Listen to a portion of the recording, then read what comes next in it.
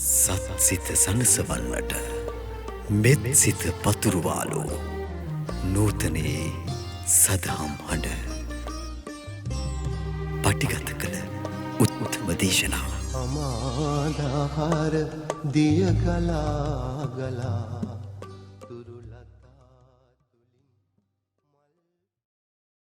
තවත් මේ ගැඹුරු ප්‍රශ්න කීපයක් තියෙනවා. අපි එක්තරා මාත්‍මික දී ප්‍රශ්න සමූහයක්. මේ ප්‍රශ්න හුඟා ගැඹුරුයි. මේ ප්‍රශ්නෙට සුළු උත්තරයක් දීලා බැරි නිසා මේ මූලික ප්‍රශ්න කීපයක් මම මේ පුද්ගල නාමයක් කියන්නේ නැතුවයි කිව්වේ. ඒ වගේම ප්‍රශ්න වලට උත්තර දීලා තියෙනවා. මෙන්න මෙහෙම ප්‍රශ්න කීපයක් අහලා තියෙනවා. මෙන්න ඒකට උත්තර කියලා ලිඛිතව සඳහන් කරලා ලොකු පොතකට තියෙන විස්තරය. දැන් පොතක් පොඩි පොත් පිටක් ලියන් තරම් විස්තරය තමයි ඒකට පිළිතුර දිය යුතු වෙලා තිබුණේ. ඉතින් ඒක සකස් කරලා දීලා තියෙනවා ටයිප් කරලා ඉදිරියට ලබා දෙන්න. ඉතින් ඒක ඊට පස්සේ මේ අනික් අයටත් ලබා දෙන්න සමහරවිට අපේ ඒ සකස් කරන සංග්‍රහය තුළ මේ ලිපි වශයෙන් ඒක යවන්න පුළුවන් දැනගන්න. ඉතින් එහෙම එකක් තමයි මේ දැනුත් අහලා තියෙන්නේ මේ ආනාපාන සති භාවනාව හා ආනාපාන සමාධිය පිළිබඳව බුදු හිමියන් ආනන්ද තෙරුන් වහන්සේ හා කිම්බිල හිමියන් අතර සිදු වූ සාකච්ඡාවකදී පැහැදිලි කිරීම උදාහරණ සහිතව ත්‍රිපිටකයේ විවිධ සූත්‍රවල සඳහන් වේ. දැන් මේක ඇත්ත. දැන් මේ ප්‍රඥා කියලා මෙන්න මේ ආනාපාන සතිය කියන්නේ මොකක්ද කියන එක ගැඹුරට විග්‍රහ කරන්න ඕන එකක්. ඉතින් මේ ගැඹුරට විස්තර කරලා විස්තරේ දැනගන්න තුරු මේකද මේ පොඩි උත්තරයක් දීලා බෑ. ඒකයි කියන්නේ මෙන්න මේ තියෙන විස්තරෙත් එක්කලා ගැඹුරටම විස්තරය සාකච්ඡාවට ගන්න මේක විග්‍රහ කරලා ගන්න නිතර නිතර බලලානේ තේරුම් ගන්න මේක පාරක් කතා කරලත් බෑ. සෑහෙන වෙලාවක් යන විග්‍රහය. ওই විස්තර සටහන් කරලා තියෙනවා සතියක් සමානයක් ඇතුළත ඒක ලබා දෙන්න පුළුවන්. මොකද ඒක අපේ මාත්මේ දීලා තියෙනවා සකස් කරලා නැවත පොන්ති විදියට සකස් කරලා දෙන්න ඒක හදලා තියෙන විවාදාවක් වශයෙන් සකස් කරලා දෙන්න. ඉතින් ඒක එක ලිපියක් වශයෙන් සකස් කරලා දෙනා මේ විස්තරය. ආනාපාන සති භාවනාව හා සමාධිය තුලින් නීවරණ ධර්ම යටපත් වී සතර සතිපට්ඨාන ධර්මයන් සම්පූර්ණ වන බවත් පොඥංග ධර්ම සම්පූර්ණ වන බවත් එසේ සම්පූර්ණ වීම නිසා විද්‍යා විමුක්ති සම්පූර්ණ වන බවත් දක්වා ඇත. ඔන්න මෙන්න පෙන්නලා තියෙනවා එකක් වඩනකොට හතරක් වැඩෙනවා. හතරක් වැඩෙනකොට හතක් වැඩෙනවා. හතක් වැඩෙනකොට දෙකක් වැඩෙනවා. මෙන්න මේ ගණිත වශයෙන් පෙන්නපු මෙන්න මේ ක්‍රමවේදය මොකක්ද කියලා ආනන්ද හාමුදුරුවෝ වහන්සේගේ එහෙම එකක් තියෙනවා. එහෙම සමාධි ක්‍රමයක් ආනන්ද තියෙනවා. ඒ මොකක්ද මේ ආනාපාන සති සමාධිය. ආනාපානී නැති එකක් වඩනකොට සතර සතිපට්ඨාන නැති හතරක් වැඩෙනවා. සතර සතිපට්ඨාන නැති හතරක් වැඩෙනකොට බොජ්ජංග ධර්ම හත නැති හතක් වැඩෙනවා. බොජ්ජංග හතක් වැඩෙනකොට විද්‍යා විමුක්ති නැති අරිහත් ඵලය ලැබෙනවා. මෙන්න මේ කාරණා අධික සිද්ධ වෙනවා එකම ආනාපාන සතිය. දැන් ඒක තමයි මේ විග්‍රහ කරලා තියෙන මේක කතාවකින් මේකේ තියෙනවා වගේ ධර්මයි. තියෙනවා ධර්මයේ විදිහට. ඉතින් ආන්නේ මොකද්ද? ආනන්ද සූත්‍ර සංයුත්තනිකායේ පෙළප දැනගොත් වෙනවා. පින්වත් මහණනි යම් කෙනෙක් උත්තම විහරණයක් වශයෙන් බ්‍රහ්ම විහරණයක් වශයෙන් මේ උත්තම විහරණය කියන්නේ ආර්ය විහරණය කියන එකටයි. ඉතින් මේක ආර්ය විහරණය ආර්ය විහාර බ්‍රහ්ම විහාර තථාගත විහාර කියලා තියෙන්නේ. මට පේන හැටි මේ පින්වත් මහණෙනි කියලට මේ ලියා තියෙන ක්‍රමයේ දකින්නකොටම මේ ක්‍රමවේදයේ මේක දීවිලා තියෙන විස්තරේ ඥානানন্দ හාමුදුරුවන්ගේ විස්තර මතක වෙන්න ඕනේ. මොකද මේ උන්වහන්සේ තමයි මේක මේ තේරෙන භාෂාවෙන් කියලා මේ විදිහට ලියන ක්‍රමවේදයේ තියෙන්නේ. හැබැයි ඉතින් ඒක කියනකොට මේ උත්තම විහරණය කියපුවාම ආදි විහරණය පොඩ්ඩක් වෙනස් වෙලා යනවා. ආර්ය විහාරය කියා බ්‍රහ්ම විහාරය කියා තථාගත විහාරය කියා කියන්නේ ආනාපාන සතියටයි. දැන් මෙන්න මේක හොඳට දකින්න ඕනේ. බුදුරජාණන් වහන්සේ දේශනා කළ ධර්මයක් තමයි. එහෙම ධර්මයක් බුදුරජාණන් වහන්සේ දේශනා කළා තියෙනවා. ආනාපාන සති සමාධියට ආර්ය විහාරය බ්‍රහ්ම විහාරය තථාගත විහාරය කියන නම් තුනක් භාවිත කරනවා. ආර්ය කියන්නේ බ්‍රහ්ම කියන්නේ තථාගත කියන්නේ කවුද?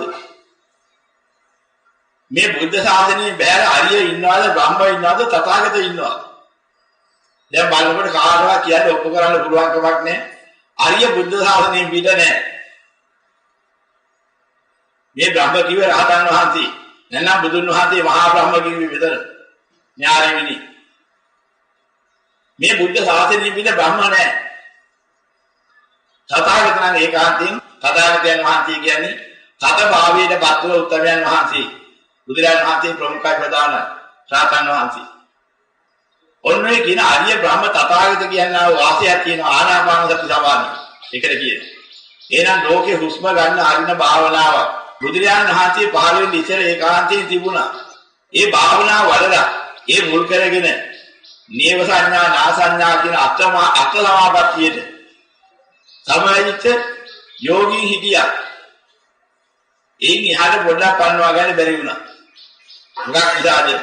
ලෞකික ආනාපාන සතිය යන්න පුළුවන් උපරිමේ අට සමාපatti විතරයි. ඒ කිව්වේ ප්‍රථම ධ්‍යාන, ද්විතිය ධ්‍යාන, තෘතිය ධ්‍යාන, චතුර්ථ ධ්‍යාන කියන ධ්‍යාන හතරයි. ධ්‍යාන සමාපatti හතරයි. ආකාසානංචයතන, විඥානංචයතන, ආකින්චඤ්ඤායතන, නේව සංඥා, නා සංඥායතන කියන අරූප සමාපatti හතරයි. මෙන්න මේ කියන ටික බමලයි මේ ආනාපාන සතිය මුල් කරගෙන යන්න පුළුවන්. ඒන් එහාට යන්න බෑ. හැබැයි මේක මුල් කරගෙන යනවා මිස අවසානයේ නිකන් හුස්ම ගන්න ආරින්දයි බෑ. එහෙම එකක් අහු වෙන්නේ නැහැ සමාධිය. මේ සමාපatti කියන එක හොඳට තෝරා ගන්න ඕනේ. අවසානයේ නිකන් හුස්ම ගන්න එක අරින එක බේන්බේනි කියන එකක් නෙමෙයි. චතුත්ථ ධානං සමාපත්තස්ස අත්සාස පස්සාසෝ නිරුද්ධති. චතුර්ථ ධානයේ සමාපත්තියේ සමාවන් කියනට ආස්වාද ප්‍රසආද නිරුද්ධයි. එන ඊතුරු දෙහන්නට ඊතු සමාධියට යන්නේ කොහොමද? ආනාපාන. හුස්ම ගැනීම ඇරීම. හුස්ම ගැනීමයි ඇරීමයි අන්තිමට හතරවෙනි ධ්‍යානට යන නිරුද්ධ නම්. ආකාසානංචයතන, විඥානංචයතන, ආකින්චඤ්ඤායතන, නේව සංඥා, රස සංඥායතන කියන හතරට යන්නේ මොකක් කරවුණු කරලාද? දැන් විස්තර බලා ගන්න ඕන හොඳට. හතරවෙනි ධ්‍යානට යන්න පුළුවන්ද? හුස්ම ආරම්භ කරලා බැලුවොත් ඒත් බෑ. හතරවෙනි ධ්‍යානට යන්න පුළුවන්. ධ්‍යාන සමාපත්තියට යන්න බෑ. සමාපත්තිය කියන්නේ වෙනම දෙයක්. ධ්‍යානය කියන්නේ තවත් දෙයක්. මම මේකයි කියන්නේ මේක කෙටි උත්තරයක් දීලා බෑ කියලා. මේකෙදි සමාපත්තිය වෙනම විග්‍රහ කරන්න ඕන. ධ්‍යානය වෙනම විග්‍රහ කරන්න ඕන. ධ්‍යානයි සමාපත්තිය එක නෙමෙයි. එක අවස්ථාවක චතුර්ථ ධ්‍යාන ධ්‍යානිත සමාවදිලා ඉන්න වෙලාවක සරියුත් මහ රහතන් වහන්සේට ඇහිලා තියෙනවා. එක්තරා තොටුපොළක අලි කුංජනාල් කරනවා. අලි කෑ ගහන සද්දේ. ඒ වෙලාවේ උන්වහන්සේ සමාධි භාවනාවේ හිටියේ. චතුර්ථ ධ්‍යානට සමවැදිලා. ඒ සමාධියෙන් අහක් වෙලා වික්ෂුන් වහන්සේලාට කියනවා "ඇවැත්නි මම සමාධියේ ඉන්න වෙලාවේ මට සද්දයක් ඇහුණා. අලි කුංජනාද කියන සද්දයක් ඇහුණා." වික්ෂුන් වහන්සේලා ඉඳලා ඉඳ පටන් ගත්තා. මොකක් නිසාද? චතුර්ථ ධ්‍යානයේ හිටියනම් අලි ශබ්ද කල්පනා කොහොමද ඇහෙන්නේ? මේක වෙන්න පුළුවන් දෙයක් නෙමෙයි. මේක අත්‍ය පිළිගන්න බෑ. මේක බුදුරජාණන් වහන්සේට ගිහින් මේ කාරණේ කිව්වා අනිකාම්දුරු. මාන්නේ එහෙම සමාධියක් තියෙනවා. ඒක හීන සමාධිය.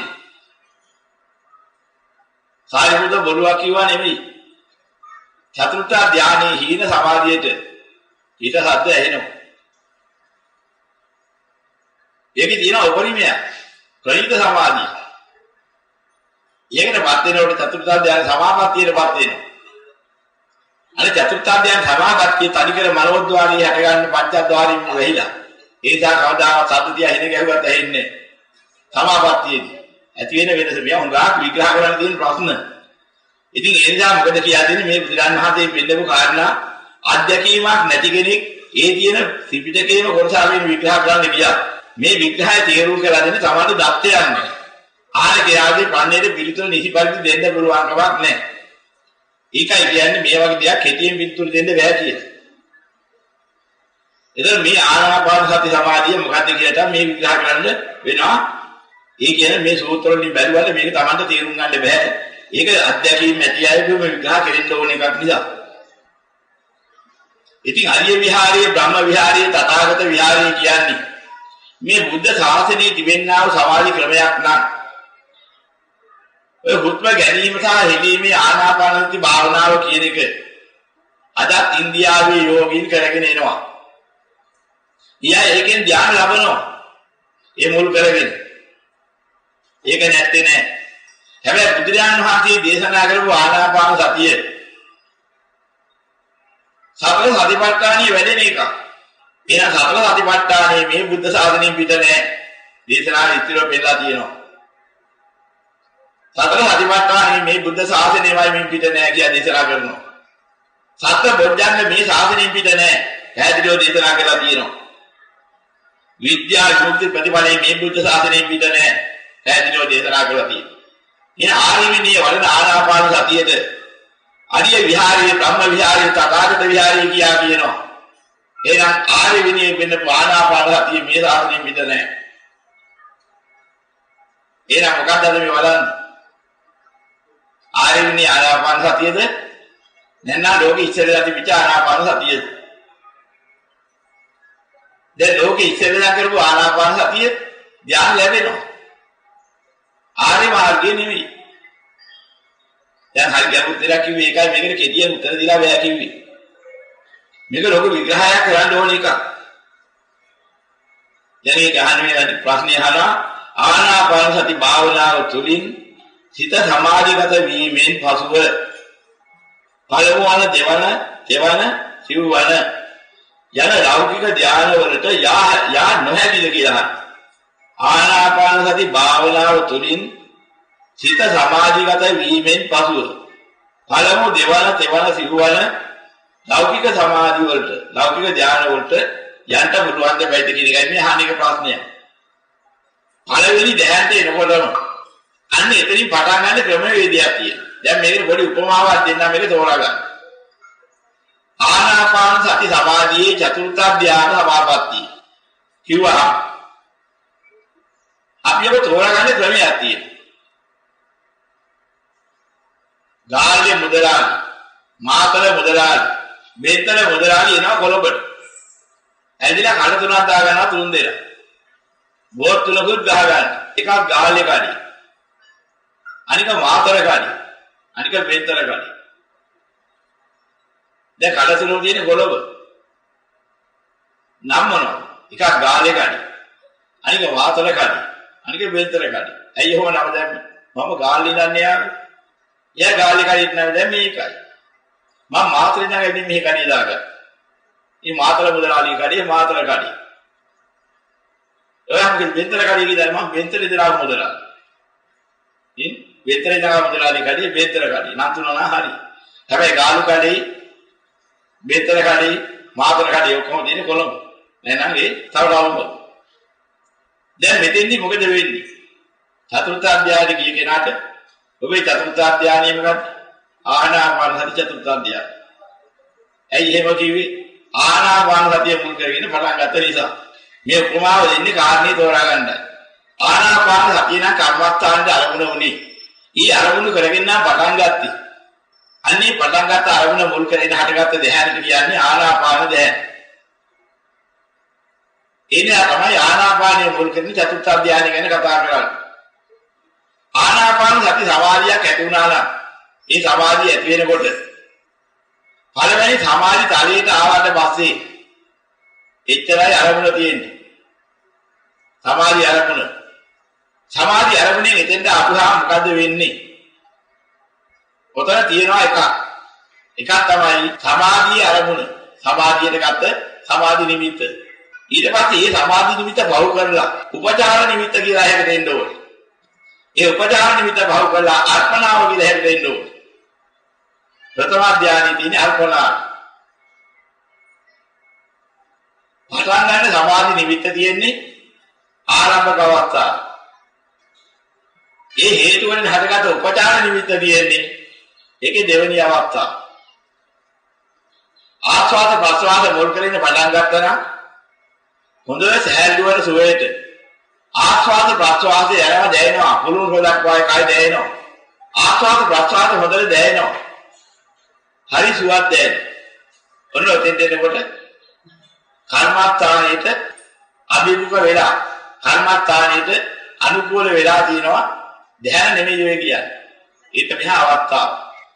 මෙන්න මෙතෙන්ට පස්සේ ඊළඟ මොකද වෙන්නේ?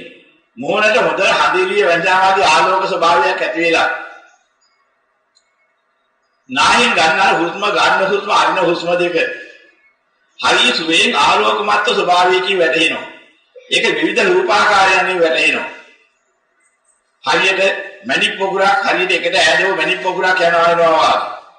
එවනම් බුරුන් හොදක් එහා මෙහා යනවා වගේ. ආලෝක සෑනක් එහා මෙහා යනවා වගේ. ආස්වාද ප්‍රස්වාසයත් එක්කම වැටෙනවා කුලක නොවන වෙනස් දෙයක්. මෙන්න මේක දින උපචාර සමාධියට. ඊට පස්සේ මොකද වෙන්නේ? උඩට පහතට ඇදෙන ආලෝ අර තියෙන සංඥාව අත්හැරිලා බොහෝම නිශ්චල චාරයක හිටිනවා. අර චලන ස්වභාව අත්හැරිච්ච දැන. එතෙන් එනකොට Tamanට තේරෙන්නේ නැහැ හුස්ම වැටෙනවද නැද්ද කියලා. නමුත් හිමි හුස්ම වැටෙනවා. හුස්ම යනවා එනවා. අරමුණ ඉක්ම ගියා එතනින්. උපචාර අවස්ථාවේ නිහාට ගිය ගමන් ධානා අර්පණා වෙනවා කියන්නේ ධාන හිතේ පීඩනවා. ධාන හිතේ හේතු වෙන දේ මොකක්ද? අර අරමුණ මුල් කරගෙන ඇති වුණ චිත්ත ප්‍රසාරයක් තියෙනවා. හරි විවේක සහගත සුවයක් තියෙනවා. මෙන්න මේ සුවේ යුක්ත වන්නා වූ ධාන ස්වභාවයක් තියෙනවා. ධාන ස්වභාවයට එනකොට ආස්වාද ප්‍රසආද වැටෙන්නේ නැහැ. ඒක හරි නිශ්චලයි. නිශ්චල සාන්ත ස්වභාවයක හිටින්න ප්‍රථම අධ්‍යාය. මෙන්න මෙතෙන් දෙනකොට ප්‍රථම අධ්‍යායන්ට එනවා. දැන් කොහොමද ඉන්නේ හරි හුස්ම වැටෙන එක කරන්නේ කොහොමද? හැබැයි ඔය අධ්‍යක්ීව දැක්කේ නැති විසුද්ධි මාර්ගය වගේ පොත්වල විස්තර කරලා තියෙනවා. අන්තිම දැනගලුත් චතුර්ථ අධ්‍යායයට එනකොට හුස්ම වැටෙන හැටි බලන්න. විවේකයෙන් හටගත්ත සමාධි සුවේ ප්‍රථම අධ්‍යායයට එනවා. ඒ දින විවේකජා පීති සුඛ ප්‍රථම අධ්‍යාය. විවේකයෙන් හටගත්ත කියන්නේ පළවෙනි දෙහැට විතරයි.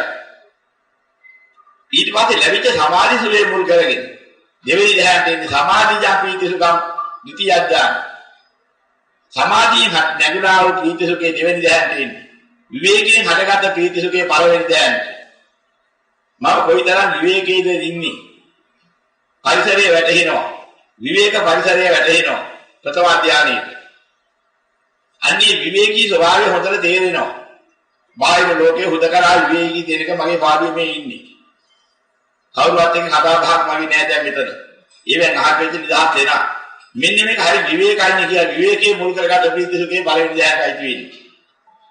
එතන මොකද වෙන්නේ? ඒක ඉක්මගේ සමාධි සුවේ ආපුවා. ඒ පරිසරය ගැන බැලීම වැටහීම සම්පූර්ණ නැති වෙලා යනවා. හිත සමාධියේ පිහිටනවා. සමාධිය නිසා ජනිත වෙන නිදහස් ප්‍රීතිය සුඛයක් එනවා. මෙන්න මේකට කියනවා සමාධිජා ප්‍රීතිසුඛ දෙවෙනි ධ්‍යානෙ. දෙවෙනි ධ්‍යානෙ ලැබෙන ප්‍රීතිසුඛේ සමාධියෙන් ගොඩ නැගෙන්නේ. ඒ විලාවට හුස්ම ගන්නවා තේරෙන්නේ නැහැ, අරිනවා තේරෙන්නේ නැහැ, ඉතින් නැහැ. ඉතින් මෙන්න මෙහෙම හරි ගැඹුරු දෙනා. මේක විග්‍රහ කරන්න යනකොට. ඉතින් ඒ නිසා මේ ලැබිලා තියෙන ධ්‍යාන මාර්ගයන් විග්‍රහ කරන්න ඕනේ කොතෙන්ද යනකද කොහොමද මේ ලැබිලා තියෙන මේ ධ්‍යාන හතර ගැන කියලා. මේ පළවෙනි දෙවෙනි සිදුවෙන කියන ධ්‍යානට එනකොට හතරවෙනි ධ්‍යානට ආවනම් ඒ මුළු ශරීරයේ Taman ඉඳගෙන හිටියේ එරෙමිය කොටාගෙන නම් එහෙම නෙමෙයි පේන්නේ. එහෙම අරමුණක් එහෙම ඉරියව්වක් වැටෙන්නේ නැහැ. හරියට ආකාශයක් මැද්දේ හරියට එකම එලි ධාරාවක් එලි කලක් තියෙනවා නම් අනිකල් සුදු පාටද අඟපතට අතපය ඇඟ ඔළුව මොනවත් පේන්නේ නැහැ. හිතලා බැලුවත් පේන්නේ නැහැ. හිතපු ඉරියව්වක් එහෙම එකක් දැනෙන්නේ නැහැ. හරිකරම සුදු රෙද්දකින් ඉස්මොදිරේ පටන් දෙපතුලට අඟපතට වැහෙන්න පිටේවුව කොහමද? මෙන්න මේ විදිහට තමයි දැනෙන්නේ චතුර්ථ ධානය. ඒ චතුර්ථ ධානය දැනෙන්නේ මේ විදිහට එනවා කියන්නේ අධ්‍යක්ීමත් ඕකයි. බුදුරජාණන් වහන්සේ චතුර්ථ ධානය දකින්න හැටි විසරලා තියෙන්නේ තොමයි. තනිකරම ආලෝකයක් වාගේ සුදු පාටයි. සුදු පාට බරක් ශරීරයක් මොකුත් නැති. ශරීර අකපසක් සීකරක් නැති. තනිකරම නිශ්චල බොහොම ඒකීය වූ ආලෝක ධාරාවක් වඩපත් වෙලා හිටනවා ඉලි ගන්නක් වශයෙන්. ටියුබ් ලයිට් එකක් උඩට අඩි 4ක භාග ටියුබ් ලයිට් එක අඩි 6ක් විතර කියවලු අඩි 6ක් විතර උසයි. ටියුබ් ලයිට් එකක් උසාගෙන තිබ්බනා උඩින් ආ පාදේ එල්ලෙන්න. කොහොමද එළිය විහිදෙමින් තියෙන්නේ? අන්නේ වගේ. හැබැයි ඒතර පුංචි එළියක් නෙමෙයි. මිනිස් ඇඟක ප්‍රමාණයට ලොකු. එලි කඳක් තියෙනවා. ඈතට එළිය විහිදෙන එකක් නෙමෙයි. ඒක තමයි බුදුරජාණන් වහන්සේ පෙන්වන්නේ ඉස්මුදුනේ බලන් සුදුරෙන් දැකින් අගපසක පෙන්නේ නැති වැහුවොත් කොහොමද දැනෙන්නේ? චතුර්ථ අධ්‍යායනේ ඔන්න ඔය විදිහට වැටෙනවා කියන. ඉතින් මේ පෙන්වන චතුර්ථ අධ්‍යායනේ කොහොමද කියලා දන්නේ නැහැ. මම සමහරවිට අහුවාම විවිධ ක්‍රමවල ධ්‍යාන ගැන විග්‍රහ කරනවා. හැබැයි බුදුරජාණන් වහන්සේ දේශනා කරපු ධ්‍යාන ක්‍රමයට කියවෙන්නේ යන මට හම්බෙලා නැහැ. ඒකයි ප්‍රශ්නේ. බුදුරජාණන් වහන්සේ දේශනා කරපු ධ්‍යාන ක්‍රමයට පෙන්වනවා නම් ඒ ධ්‍යාන ක්‍රමය දැනගන්න හොඳට උපමා ත්‍රිපිටකයේ තියෙනවා.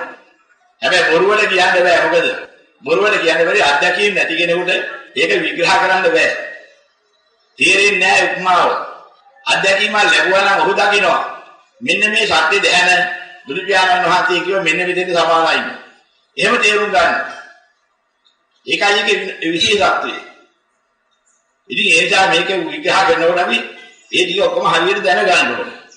ඉතින් සමාධිගත වීමෙන් පසුව මේ අහන්නේ මේ ලෞකික ධානය වලට යා හැදිලා ගියේ. ඉතින් සමාධිගත වුණා කියන්නේ සමාධිගත වීමේදී යන ක්‍රමය තමයි ඒ කිව්වේ. යන්න පුළුවන් මුල් කරගෙන. අවසානයේ ගිහිලා අවසානික හුස්ම ගන්න හරින එකක් ඉතර නැහැ. ඊ ආරම්භ කරන ක්‍රමවේදයක් විතරයි. ඊට පස්සේ මේ ධානයේ අරමුණ එකින් එකට එනවා. ප්‍රථම ධානයට ගියාට පස්සේ ද්විතීය ධානයට ඕන කරන අරමුණ උපනැගිලා ඉන්නේ. කාදියා කිව්වට බෑ. ප්‍රථම ධානයේ අවස්ථා තුනක් තියෙනවා. පළවෙනි එක තමයි හීනාන්දමිගත ප්‍රථම ධානය. ඒකේ ස්වභාවය මොකද්ද? බොහොම නිශ්චල වූ සාන්ත වූ ප්‍රථම ධානයටපත් වෙලා ආපහු හිටියා වගේ අර හුස්ම ගන්න අරින කියලා වැටෙනවා. හුස්ම නෙමෙයි පේන්නේ අර මිදි පොකුරක් වාගේ නැන ආලෝකයක් වාගේ අන්නේ නාහින් එහාට මෙහාට ගිය කෑ කොරසල වැටෙනවා. ආයෙත් නිශ්චල වායටපත් වෙනවා. ආයෙත් ආපහු වෙනවා. ඒතකොට ප්‍රථම ධානයේ හීනාන්දමී වැඩිමයි පෙන්නන්නේ.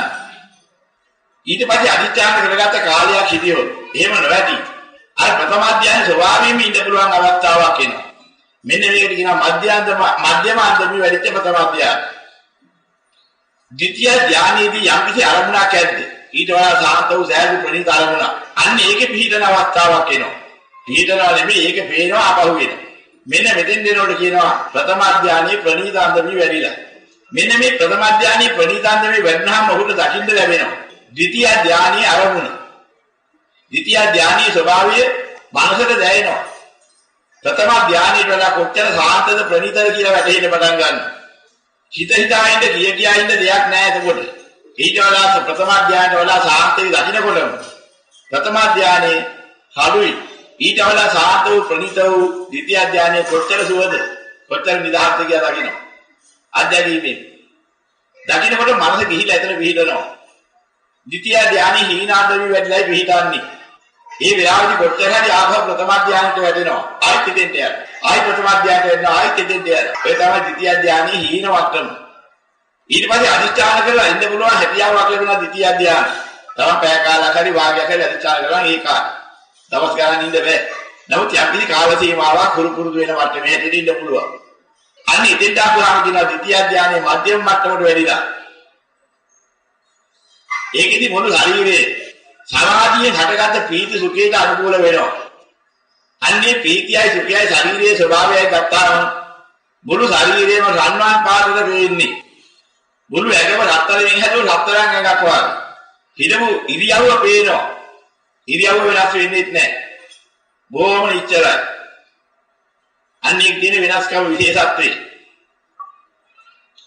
අන්නේ ඒක ඉන්න පුළුවන් වෙනවා අනිත්‍යන කරගත්ත කාල සීමාව.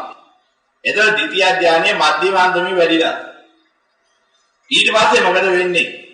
ඔන්න ඔය තත්ත්වයේ ඉක්ම ගිහිල්ලා මුළු ශරීරයේ අසක් මුල්ලක් නැහැ.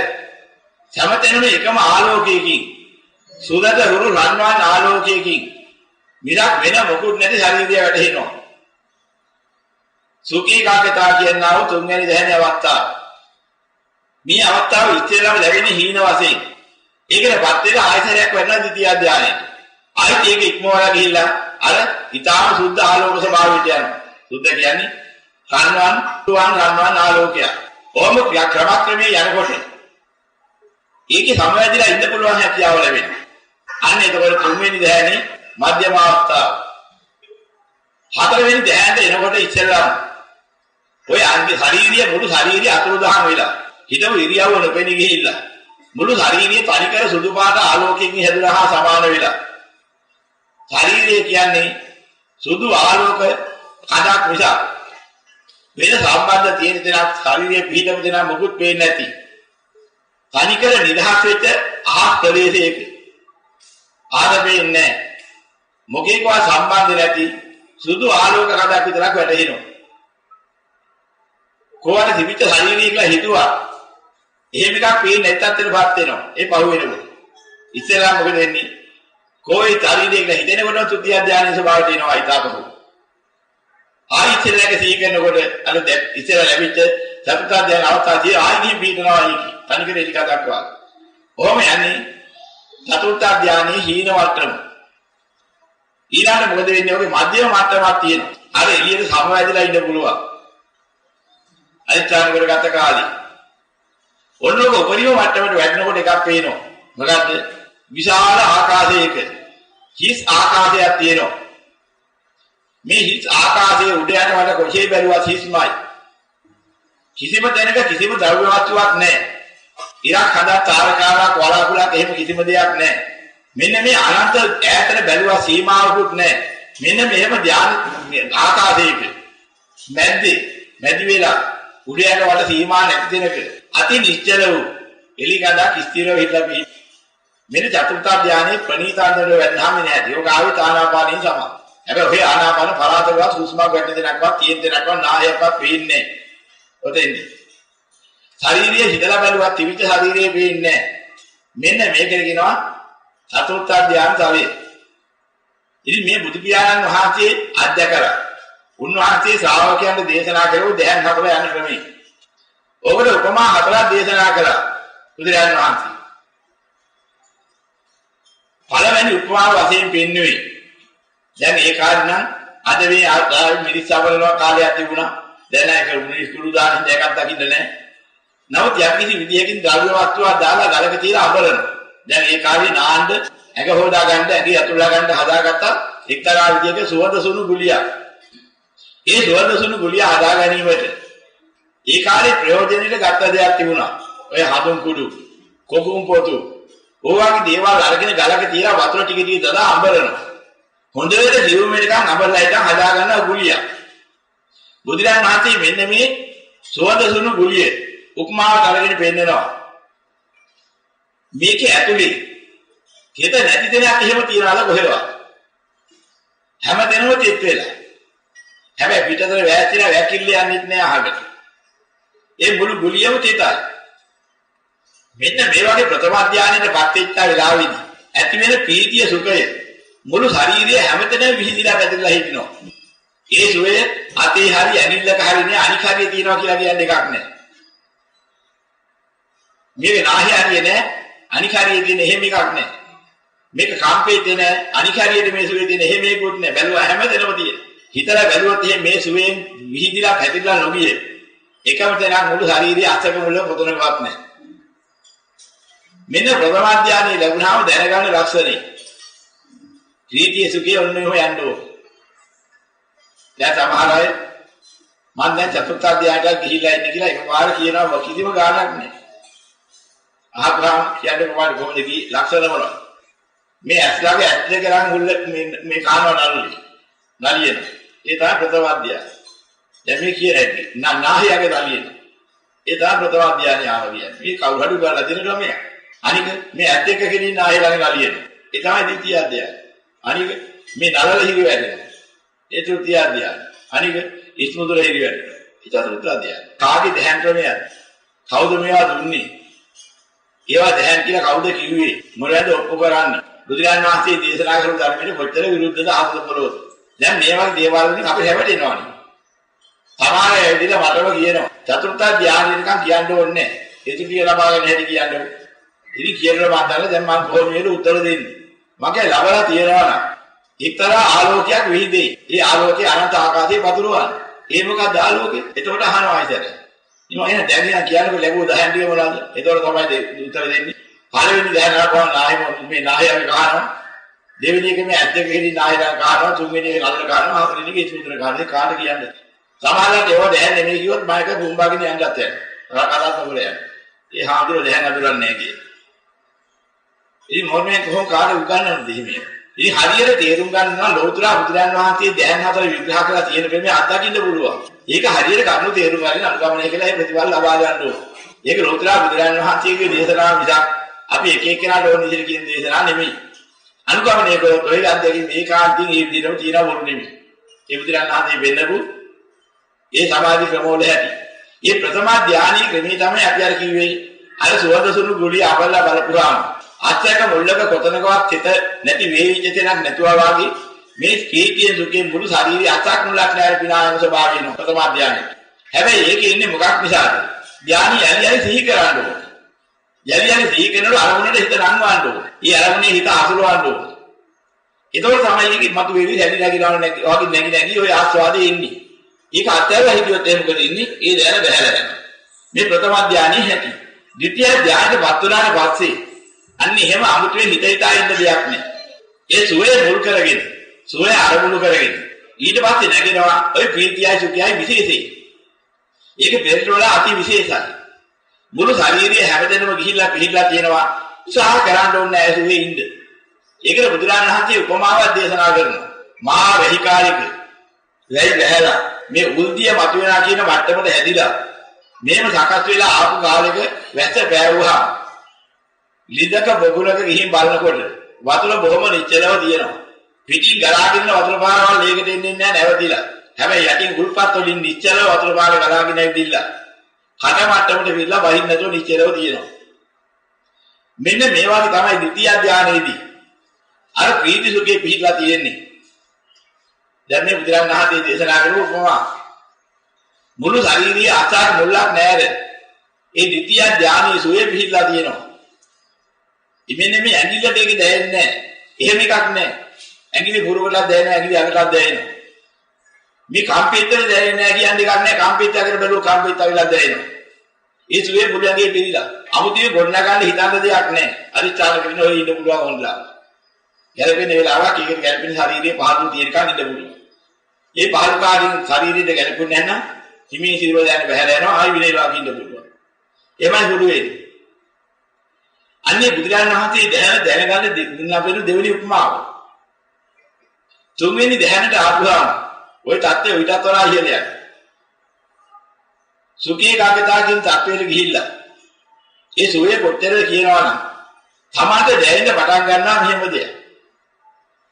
දැන් අපි හිතමුකෝ පිටත ඉඳලා යම් කිසි ඇඟට සුවයක් එවුවොත් එහෙම සුවසහගත හුලඟක් අර මෙහෙම හිතනකො අපි එයා කන්ඩිෂන් කරලා කියන කාමරයක ඉන්නකොට අපිට දැනෙන ඇඟක් සීතලට.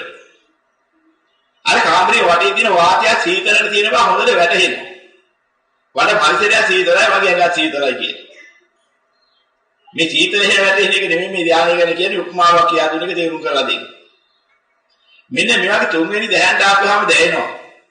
විශාල සුවයක් මගේ ඇඟ ඇතුලේ තියෙනවා. ඒ වගේ සුවයක් දෙන ස්පර්ශයකින් වට වෙලා තියෙනවා. මුළු ශරීරයේ උඩ යට වට හැමතැන. අන්නේම අවස්ථාවක වැටෙනවා. ඔය තුන්වෙනි ධානයේ අවස්ථාව ගැන බුදුරජාණන් වහන්සේ දේශනා කරන උපමාවක්. නිලුම් මල් පොහට්ටුවක් හෝ මානෙල් ඕලු ආදී මල් පොහට්ටුවක් වතුරේ මැදා කැඩිලා තියෙනකොට අන්නේ මල් පොහට්ටුව ගැන මෙනි කියලා බලනකොට මේ මල් පොහට්ටුවත් ඇතුළේ තෙතයි. ඒ අසාර මුල්ලක් නැර තෙත බිල්ලා තියෙනවා. ඒ තියෙන්නේ උඩින් යටින් වටෙන් වතුරේම වට කරලා. මෙන්න මේ පේනවා වගේ තුන්වෙනි ධ්‍යාන වැටෙනවා. විශාල සුවයක් තුළ ඉන්නවා. සුවයකින් පිරිච්ච කය විශාල සුව ප්‍රදේශයක් තුළ ඉන්නවා. මේ වැටෙන්නේ නැහැ. ඒ සුවේ තමයි උත්සාහ ඉන්නේ. දැන් මල උඩට ඇදලා පිහිටලා තියෙන්නේ අර වතුර නිසාම. වතුරෙන්මයි ඒක දරලා තියෙන්නේ. ඒ වගේ සුවසහගත පරිසරයක් තුළින්ම උත්සාහගෙන ඉන්නවා. අපිට මහන්සි වෙන්න දෙයක් නැහැ. කය වැටෙයිද හැරෙයිද කියලා හිතන්න. එහෙමම නිශ්චලව කියනවා හරියට තාත්තා පුතා වදාගත්තාම කොල් පුතාට නැමෙන්න දඟලන්න ඕනෙත් නැහැ, කිරින් ඉඳ දඟලන්න ඕනෙත් නැහැ, තාත්තා බලා ගන්න. මෙන්න මෙයාගේ සුවේ තමයි එක බලා ගන්න. ශරීරය වැටෙන්න තියෙන දෙයන්නේ ඒ සුවේ. අපි ඒක නම් මහන්සි වෙන්න දෙයක් නැහැ. මේ මස්ලිය ගහ තියනවා කියලා ආලකවත් දැනීමක් නැහැ. සතරම් පාට ආලෝකයෙන් හැදිච්ච කය අන්නේ සුවේ තුලින් නිශ්චලව දරා ඉන්නේ. මේ දැනෙ නැහැ. ඕනේ නැතුනේ නේද? හතරෙන් දියන්නේ ගියාට බන් තමයි අඟපසක මොකුත් පේන්නේ නැතුව තනි ආලෝකයක් නිශ්චලව අති නිශ්චලව පිටලා කොහේ තියනවද කියලා බලවට යොමු වෙන්නේ. ප්‍රීතන්දර වෙනකොට පේනවා අනන්ත ආකාශයක් මැද්දේ හරියට සූර්යයා නිතරම තියනවා වාගේ. සූර්යයා රවුමට තියෙන්නේ මේ ආලෝකයේ හරියට දිගටි හැරියට තියෙන්නේ හරියට කණුවකට සුදු දෙද්දක් පෙරළුවා වාගේ. ඒ කියන්නේ ඒක මොකුත් පේන්නේ නැහැ. බැලු බැලමට සමතව වැටෙන්නේ එහෙමයි. බල ශරීරයක් අහලකවත් නැහැ. අති නිශ්චල වන්නා වූ සූක්ෂම වූ ශරීරයක් තියෙනවා. ශරීරයේ අතපසක වේල පේන්නේ නැහැ. එලි ධාරාවක පොඩි නම් පල්ලෙහාට වැහිලා එකම එලියක් විතරයි. මෙන්න මේ නිශ්චලතාවය දාපුවාම අන්න බුදුරජාණන් වහන්සේ මෙන්නම චතුර්ථ ධානය. හොඳට සීකල්පනාව තියෙනවා. ඕන දෙයක් හිතන්න පුළුවන්. ඔතන ඉඳලා හිතන්න පටන් ගත්තොත් ඔක හොඳට ප්‍රණීතයෙන් පුරුදු කරගත්තාට පස්සේ ඕනනම් හිතන්න පුළුවන් ඔතන ඉඳලා. තමන්ට අවශ්‍ය කරන්නා වූ විවිධ අභිඥා බල දේවල්. හැබැයි අභිඥා බල හිතන්න කලබල වෙන්නේ නැතුව ඔතන න්යා අත සමාපatti පුරුදු කරන්න ඕනේ එහෙම ඕන. මොකද හේතුව ඔතන නිශ්චල වුණාට ඔතෙන්ට අරමුණු කරන්න පටන් ගත්තාම බාහිර ලෝකේ අරමුණු කළ හැකියි. පෙරවිසෝ කඩපිල්ලේ හිතුවා පේන්න පටන් ගන්නවා. පරිවර්තන එලා ගිහිලා ඒ හිතුව තත්ත්වයන් දකින්නවා. එතෙන්ද ගියා ධ්‍යාන හොදට සමබරව හදාගෙන තිබුණ නැත්නම් විශ්ිෂ්ට වෙන්න පුළුවන්. අදාස් වෙනස් වෙන්න පුළුවන්. ඒ නිසා එතන ඉඳලා හිටන් එයා යන්න ඕනේ ආකාසානාන්තයතන, විඥානාන්තයතන, ආකින්චඤ්ඤායතන, නේව සංඥා, නාසඤ්ඤායතන කියන මේ හතර ප්‍රගුණ කරලා පස්සේ අෂ්ට සමාපatti ප්‍රගුණ කරමු කෙනේ චතුර්ථ ධ්‍යාන සම්පදිලා හිටන් අන්න ඊට පස්සේ බලනවා. තමන් අදිෂ්ඨාන කරගන්නවා. දැන් හිතලා බැලුවොත් තමන්ට පේනවා. දැන් මම මේ සමවැදුනාට පස්සේ නම් මගේ ඒ තිබිච්ච කය නෑ. මෙතෙන් ඉඳ ගන්න ඉස්සරම මට කයක් තිබුණා. දැන් දැනෙන්නේ නැතුවට. ඒ හැදී මෙහෙමනේ. ඒකයි මෙහෙමයි තිබුණේ. ඒකයි කොයින්ද? කොහමද හටගන්නේ? ඔය සිටිවිලි හිතන්න පුළුවන් උතන ඉඳලා. එතකොට ලක්ෂණ බලන් හිතුණා මම ඉස්සෙල්ලා කොහොමද දන්නේ හිටියේ? ඒකයි කොහොමද පොඩි කාලේ තිබුණේ? බලන්න ඕනේ. අදහස දිලා හිටන් ධ්‍යාන සමාධිය අතර වෙනවා. හිතලා අදහසක් දුන්නා. කොම්පියුටරේට දත්තය දුන්නා. ඊට පස්සේ අපිට බලන්න හැටි අපි බලන්න දෙයක් නැහැ. ඊට පස්සේ අර තිබුණ රූපාකාරී එහෙමම ඉඳද්දි වේද වඩන් ගන්නවා. චක්‍රයක් වාගේ කැරකීගෙන ගිහිල්ලා හිතපු අද්දා පරිවර්තනය වෙලා ඊට හිතලා හිතේ මොන ආකාරයෙන්ද ආකාරයේ වර්ණාසන්න මොහොත හෝ වේද වඩන් ගන්න. ඊළඟ අද්දාවට යනවා කැරකිලා. හැබැයි අර දෙහන්ට ආපහු ඉන්න පුළුවන්. ඒකත් අරමුණු කරන්න පුළුවන්. ඊ අරමුණු කරලා නැවත බලනවා නම් ඊළඟ අද්දාවට බලන්න. කොහොමද හිටියේ? කොයිද හිටියේ? ආයත අධිෂ්ඨාන කරලා නිහඬ වෙන්න. අර චක්‍රේ කැරකිලා ගිහිල්ලා ඊළඟ අද්දාවේ හිටිය කොහොමද? ඒ රූපයෙන් පෙනී හිටියේ. හොඳ පැහැදිලි ක්‍රමවේදයක්. මේක ප්‍රගුණ කරපුවාම කියනවා పూర్වේ නිවාසානුසති ඥානෙ ප්‍රගුණ කරන්න. දැන් ඔය වෙලාවට පුළුවන්. තවත් මේ බාහිර ලෝකේ කවුරු හරි මුළු කරලා අනුවා මේ අරගෙන අරමුණු කරන්න. එහෙම අරමුණු කෙරුවොත් අරමුණු කරලා ඉඳන් බලනවා. ඒ අහවල් තැනත්තා ඊට පෙරභාවය කොහෙද හිටියේ? එයාගේ පෙරභාවය කොහොමද? අදිෂ්ඨාන කරලා ආයි දැහැන සම්බන්ධලා අසල වෙනවා.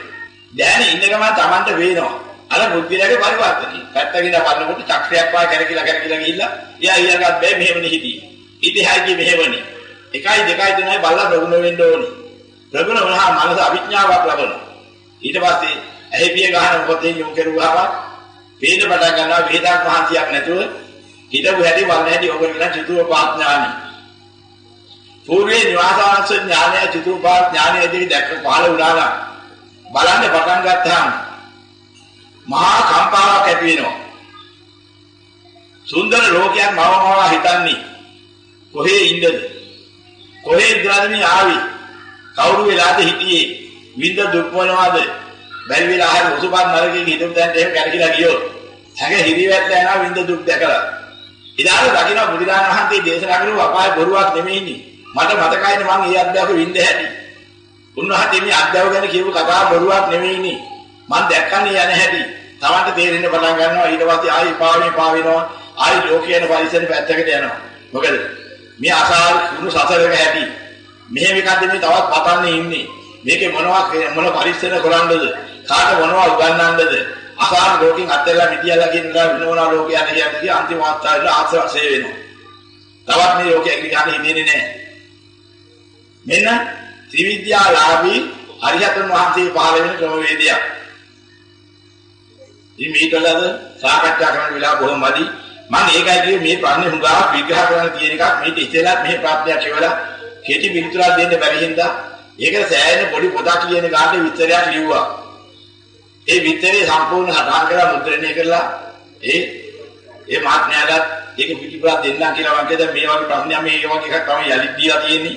ඒක තමයි මේ නොකිය බැරි නිසා මේ අවස්ථාවේ විතරම විග්‍රහ කළේ. ඉතින් තේරුම් ගන්න ඕනේ ඒතරම් ගැඹුරු දෙයක් ඔය. ඉතින් මේ ප්‍රතිඵල ලැබිලා තියෙනවා ඊටම වාසනාවන්තයි. මේතුමා කවුරු හරි ගමන්නේ ඒතුමා ඉතින් පියර හැටියට මේ අවස්ථාවන් අත්දැකලා තියෙනවා. ඉතින් අත්දැකපු දේ සමකලා බලන්න උපමා කරලා බලන්න සංසන්දනය කරලා බලන්න මේ කියපු ලක්ෂණ තියෙනවාද කියලා. එහෙම ලක්ෂණ තියෙනවා නම් විශාල වාසනාවක් ඉතුරු ටික කරගන්න බොහොම ලේසියි.